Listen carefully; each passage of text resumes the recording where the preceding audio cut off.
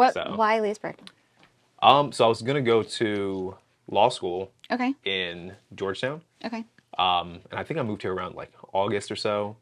I had a few friends that had graduated. They lived in Leesburg, and they said, if you're gonna go to Georgetown, why not just come to Leesburg for at least like a few months? We can hang out. You can just kind of move away. And then you never left. Exactly. Yeah. So I moved down. I'd already taken the LSATs, was prepared to go, and I kept looking into, did I want to be an attorney? Was it the right path? I could see you as an attorney. You kind of have People that, have said that. I mean, I take it as a compliment. That's fantastic. I wanted to be a lawyer. I wanted to be a doctor, a lawyer, so it is a compliment. Yeah. The thing, I wouldn't even mind being a lawyer. The thing was mainly the loans. It's just expensive. For school. It's so expensive. Yeah. And then part of me was like, if I go to Georgetown, I have to get more loans. That's another 3 years at least of law school. Then I'd seen documentaries and stories about people who became lawyers, took out the loans, and then they graduated and they were making about like 50, 60K, which is good. Yeah. But if you're an attorney and you've done undergraduate school plus and you have law lots school, of loan payments you need to make. Exactly, yeah, and you have loans, then it's You're like, wait, logistically, this isn't lining up for me right now. Yeah. So I was like, is it worth it? And then I kind of, at the time, when I moved here, I was looking into real estate. Yeah. Because in college, I'd heard about real estate investing, and I wanted to eventually invest in real estate, but knew nothing about it. So my mindset was, if I at least become an agent, and this was the original mindset, it didn't happen nearly as easily, of course, but the mindset was, if I become an agent, I can work in the industry, learn more about the industry, and eventually make money to invest. Of course. And then after you become an agent, you realize that it's not a salary-based job, it's commission only. So it's like opening your own business. Exactly, yeah. Which is good and bad. Which is good and bad, yeah, exactly. Yeah, and then I kind of figured, well, maybe law school's not the right path. Let me try real estate for a bit. And then I ended up joining up with Weichert in Ashburn. And then at the same time, I think about a year later or so, a year and a half, I was trying to do real estate and taking my sweet time to go through the 60 hours. 60 hours became 2 years, pretty much like a year and a half, 2 years. And then also start working at the law firm, kind of across the street from here, funny enough. So yeah. What did you like about working at the law firm? What did you learn? It showed me how I think the daily workflow of attorneys can be, if that makes sense. Because I think sometimes, especially before, when I was in undergraduate school, there's this idea that lawyers are kind of the way they are on TV and on shows and different dramas. And from my experience, a lot of what they do is phone calls, paperwork, and that's the majority of the job. Now, I'm not an attorney, so I can't say. Maybe an attorney will correct me and say, well, actually, we do this, and if you're a litigator, it's not that bad. Fair enough. But yeah, in general, from what I saw, it was a lot of paperwork and phone calls. You don't want to do. Or it's pretty much what you're doing now, right? Yeah, I mean, it's. You didn't realize you were going to get right back there. Yeah, in a weird way, I ended up doing things. It's funny. Back when I was in college, part of me wanted to do real estate investing because I didn't want to work that much. Yeah. And then over the years, as I tried to get into real estate and started like my own business with time management, I ended up working all day. Yeah. Which is not a bad thing. I like to work. That wasn't the intention here. Yeah, it's like that's not the intention, but it kind of ended up being that way. Yeah. It's like it kind of worked out in a weird way, but it's funny how life turns out. How it does that. That's right. And then tell me about this Yeah. time management piece. Yeah, so I just started that recently, productivity and time management coaching. So one of my, I guess, core philosophies is that I think the thing people want in life is fulfillment and happiness. But I personally believe the way to get to it is through this concept called eudaimonia, which is... Explain more.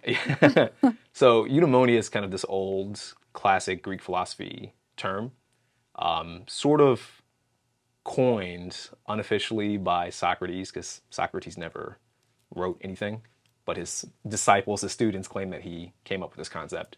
And it's basically the good life. And the good life is formed by having a certain degree of health, a certain degree of wealth, and a certain degree of relationships, like social interactions.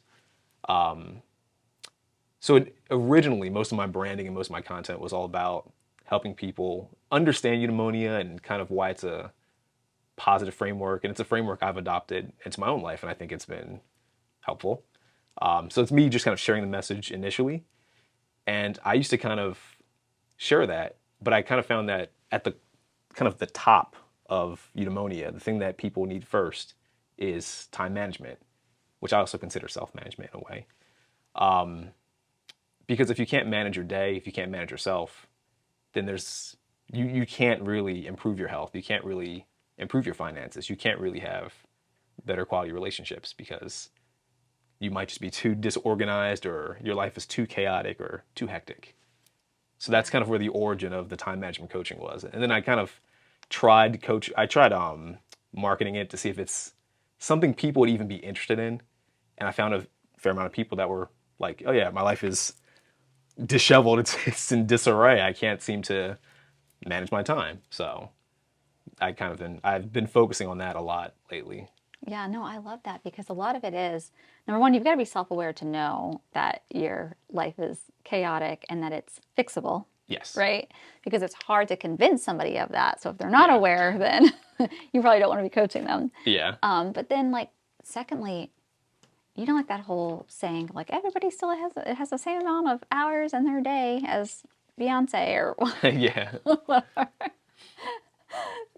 But it's true. It's like, once you figure out that you really can achieve anything in life, however, you've got to make sure that you're allotting the right amount of time to the different tasks. Yes. You're like, I know more, like, how do you help people? Like, besides say, like, your life is chaotic and is a mess, give me, like, if somebody is watching this and they're like, how is this different? They're probably going to go Google the term. But if I were like one of your coaching students, what's like your process, your step, questions you ask? Yeah. So the first thing I try to get people to do, and this is a big problem I've seen, is a lot of people don't have actual long-term goals. I think people kind of, and I don't mean this in a bad way, they kind of wing life in a sense. And I totally get how that is. But they kind of just do things because they think they should do it, or they never really thought about why they're doing it. So the main thing that I've been seeing is I'll sit there and ask someone, what do you want just out of life in general? And it's funny to see people not really know the answer, which I completely understand. You're like, no judgment, we're going to change that. Well, yeah, like I'll give an example. A client of mine recently, I was talking to her, I said, you're on this coaching call, and this is like her very first coaching call. The first thing we need to define is, what are your goals and what do you want out of life? And she says, well, I want more money. It's like, okay, that's cool. Lots of people want more money. But how much money? And why do you want the money? And then it's like, I don't know. Why do I want this much money? Why do I want more money? I guess to pay bills. It's like, okay, sounds like you want to be at least comfortable. Maybe you're not comfortable, but you want to be more comfortable. So if you could give a specific amount of money that you'd like to make, and I'm not a financial coach, but this is just us kind of reverse engineering what she wants out of life so we can figure out how she can get there. Yeah. It's like, well, maybe 60K is good. It's like, okay, well, have you done the math on 60K? And I try to get really deep. Because to me, once you kind of figure out what the goal is, you can reverse engineer the goal. And then from there, you're motivated to plan your day more effectively to get the things you want out of life. That's my logic, at least. Yeah. And it applies to everything, even like health, for example. I know for me, when I was growing up, I had bad health problems. So I was really overweight, really obese. And I had to take kind of the steroid, and it really made me gain a lot of weight, but not the weight that like bodybuilders want to gain. It was not good weight, for me at least. And the thing that made me, at the time at least, initially, and this is probably true for a lot of males, was you probably want to go on dates.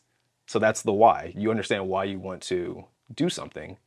And then you can reverse engineer, okay, I want to go on dates. So now I'm motivated to go to the gym, because every time I don't go to the gym, that's a bigger opportunity that this girl that I find attractive might pass me up for some other guy that did go to the gym. So that's just one example. But you can apply that same kind of logic to everything. It's kind of creating a stronger why Exactly. behind that thing, that goal that they have. Yeah. That's awesome. So, hey, let's tie that into what you do now. Tell me a little bit about what you're doing now. Just in general, or? Yeah.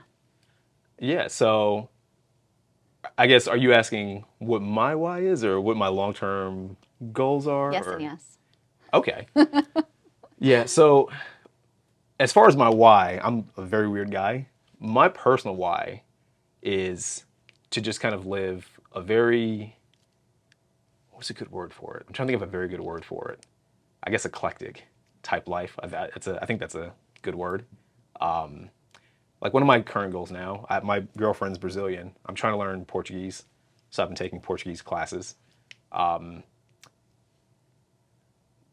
In general, I want to learn more languages, be in better shape, make more money, of course. But I think that's more on the, actually, to me, on the bottom of the totem pole of goals. It's just a means to an end, and have better quality relationships in general.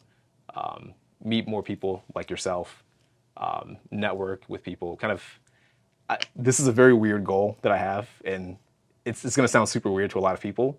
One of my main long-term goals is to have a big house where I can have a very big party with a lot of cool, interesting people. I love that. And Okay, where's the house going to be, though? That's a good, you know what?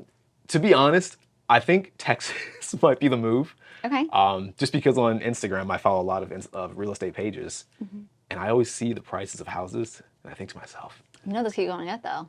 I've been watching it, too. have you been watching it too? Yeah, Galveston, Texas. It's yeah, like this huge it's so thing. nice. Yeah, Northern Virginia, like, so I'm most likely going to move to Lynchburg soon, kind of south in Virginia. Okay. My girlfriend's there now, and we have an apartment down there. We saw some of the houses down there, and they're really nice, and they're about $200,000-$300,000. Yeah. And I joke with her and say, $200,000-$300,000 in Northern Virginia. I don't know if they can. You can get you a small condo. Exactly, maybe. Maybe, yeah. Maybe. It's like, do they exist? I don't know.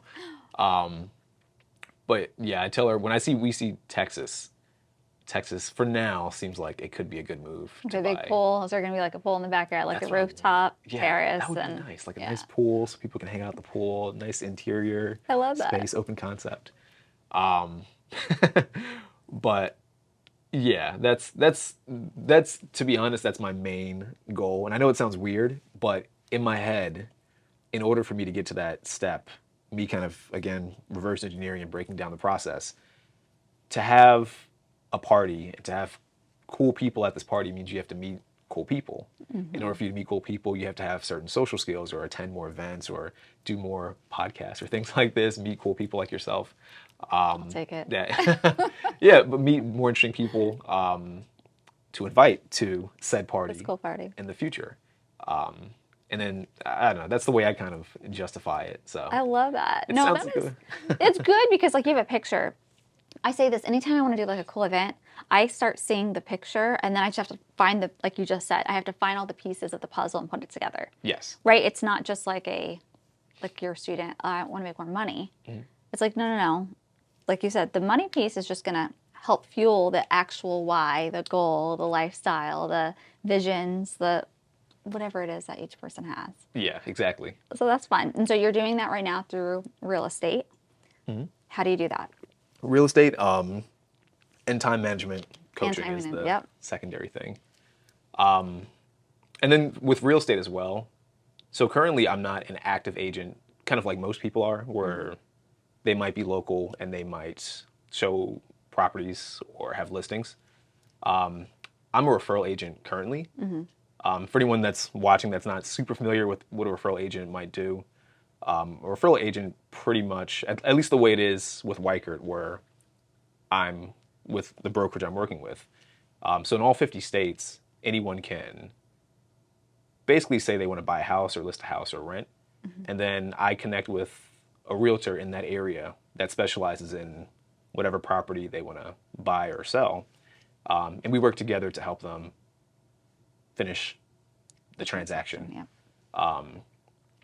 One of the main reasons why I'm doing that and not kind of the standard agent model of doing listings or showings, this is another weird philosophy I have. I think one of my personal kind of, I guess, business / marketing philosophies kind of going forward in the future is I think it's helpful to kind of be what I call geographically agnostic, and try to find ways to make money, but not in ways that are just bound to your local geography, if that makes sense. Yeah. And I feel like with real estate, you kind of get stuck in your geography, which I've when I first actually moved to Virginia and got my license, because I'm from Pennsylvania, people reached out and they said, "Oh, I want to buy a house." And I said, "Oh, I can't help you because I'm only licensed in Virginia." And I didn't know much about referring people at the time. So I missed out on a good amount of deals. Yeah. But as time went on, I figured, if I know people, say for example, and I know you guys work with brand, and I think brand is extremely powerful for every business owner to have. If I have a brand and someone in California knows who I am and they want to buy a house, or if someone in New York knows who I am and they want to buy a house, or Texas, or Lynchburg, Virginia, or Florida, why would I guess, leave that money on the table or leave that opportunity on the table, so to speak? And not help them. Right. And if I'm a referral agent, I can more directly help them, which is why I call myself a consultant / advisor now, because technically I'm not an actual agent the way that most people understand agents. Is that what it's called? No. Because you're still an active agent. Yeah. I don't know what it's called. I don't know that. I'm not like an official salesperson, Yeah. I guess. I guess that'd be the official way to say it. Yeah. So I don't know if that was Have you thought about doing like a podcast or something? I had one in the past. You did? And I stopped doing it. Why did you stop? It was just it's podcasts are a lot of work to put together. Well, they have so much AI now that can help take a lot of that burden off. Yeah. You can also do you don't have to do in person. You can do online if you want. Yeah. Like there's lots of. I just feel like as you're curating all your cool people for this big party, it'd be a great way, because then you can like kind of grow that collective of people, and you can invite them on and talk to them. Yeah. I think you'd be good at it because you're a good conversationalist. I appreciate that. I appreciate that, because I feel like I ramble and go in like 1,000 So that's different what I directions. consider a good conversationalist. It's just like you can have easy conversation, talk about anything. Yeah, I appreciate that then. Yeah, maybe in the future I might revive it. There we go. What was it called? What was the name of the podcast? It used to be called Meeting Virginia. In Virginia? Meeting Virginia. Meeting Virginia. Meeting Virginia. Okay. And I tried to be... Because you were well, moving into Virginia. Because I was moving to Virginia. Yeah. And I tried to be clever. And there's a train song that I like called Meet Virginia. And Yeah. Okay. that was me trying to be clever several years ago. But well, yeah. you could probably spin that off somehow. That's funny. Okay, so I know a little bit about what you're doing going into the future. Mm-hmm. And I know where you're going to be with your big party in Texas with a whole bunch of really cool people. Hopefully I'll be there. We'll see if I make the cut. You're invited. But, yes. But in terms of like, because you've been here for quite a while, what are you seeing here in Northern Virginia, Loudoun County, that is a nice way to say it, that not bothers you, but like you wish it could be a little bit different? I mean, the first thing that comes to mind is honestly home prices. That's the biggest thing that comes to mind. Just because I think, and of course this is because I've worked with real estate. You're in the industry, yeah. I think home prices are a bit high. And in my personal belief, I know people in the area that watch this might get mad at me. Sometimes I don't think the price necessarily justifies It doesn't. the house. It doesn't. Okay, I'm not alone thinking that. Yeah, no. Yeah, maybe it's because I'm seeing other states and Yeah. other. I try to look at real estate in other countries too, and you just see different things. And if I see, for example, a house in Texas that's $400K or $500K and has a pool, 3,000 square feet. I'm making up this number, but 3,000 square feet, has like a big backyard. And then I see a property in, say, Leesburg that's $500K, and it's a townhouse that's 1,200 square feet, barely a backyard, Certainly no pool. Floors need to be replaced. Appliances need to be replaced. Yeah, yeah. It just, Supply and demand, though, right? Like, is what it comes down to, unfortunately, is yeah. more people want to live here with all the good jobs, Yeah, the yeah. government, Exactly. but it's definitely overpriced. Yeah, yeah, that's my belief. Something else, and this is, I don't think about this that frequently, but it comes up every once and again. Walkability. I like to walk. I do like to drive too, but I prefer to walk if I can. And even when I remember moving to Northern Virginia, I was so used to Penn State where you walk everywhere. And then you come to Northern Virginia and you have to have a car. Like when I first came here, I didn't have a car. So it was very difficult to go to the gym. If I had to go to the gym, I used to go to the gym at LA Fitness in the Village. You can't really walk from, I used to live across from the outlet, for anyone watching that's familiar with where that is. You can't really walk from the outlet to the Village. You Yeah. can take the bus, but it's then you have to get on the bus's schedule, so it's not quite the same.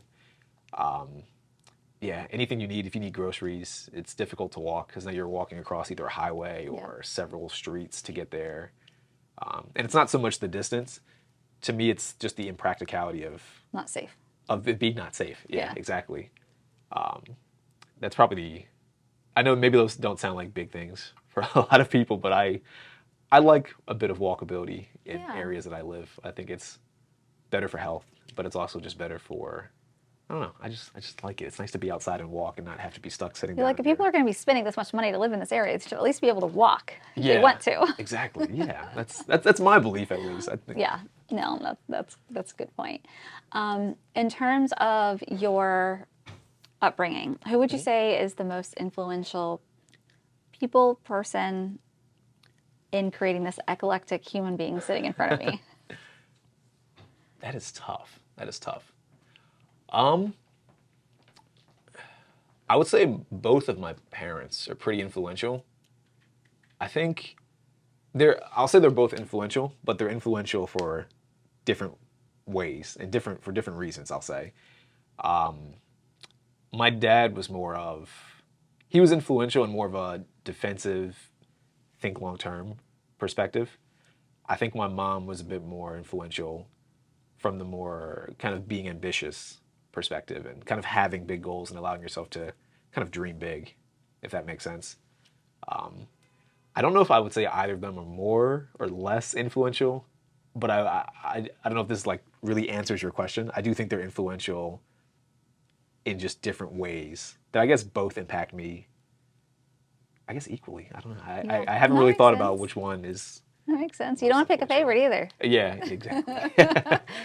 What are a couple of books, or even just one book, that you're like, for the entrepreneur, business owner, someone who's trying to grow themselves? One book that I always recommend that I rarely hear people bring up is The Social Animal. Oh, I've never even heard of that. I can't recall who wrote it. I read this in college. I read this several times, but I read it the first time in college. And basically, The Social Animal, I think it's is it two people or three people? I think it's two people that the author kind of walks you through their life from start to finish. One of them, I think she's a Mexican, Chinese girl, and she has immigrant parents. And because she has immigrant parents and because they live kind of in poverty, she's super ambitious and she becomes this big business owner. And then the other one is this guy, I think he's like Irish or something like that. His family's pretty well off, and he's born pretty high IQ, pretty athletic. But then as time goes on, he ditches the athleticism and favors being a historian, works at a museum. They meet up, and it's a story about how people kind of progress in life and the different problems they have, the different challenges they have, and how things in life change. So as time goes on, they meet each other.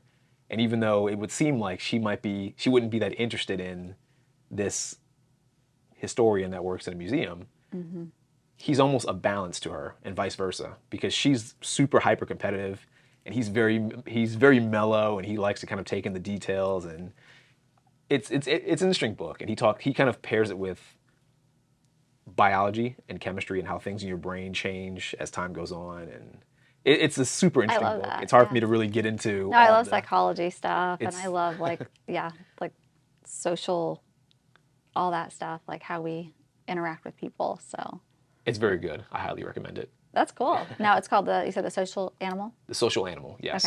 All right. Very cool. Well, yeah, I was gonna say I've never even heard of that one, so Yeah, that's good. I've never heard anyone ever Yeah. recommend it. And to me, it's one of the, it's, I won't say one of the greatest books. That's a bit hyping it up too much, but Yeah. it's a fantastic book that I think everyone should read. There we go. Very cool. Now, anything else that you want to add before we wrap up, or piece of advice, or anything on your heart that you want to share? That's a good It's a question. little dramatic, but I guess the one thing that I typically just recommend is I think everyone should try to just improve a little bit every day. I think I think people have heard of that idea of the compound effect, and I 1000% think it's a very true thing for people to consider this compound effect.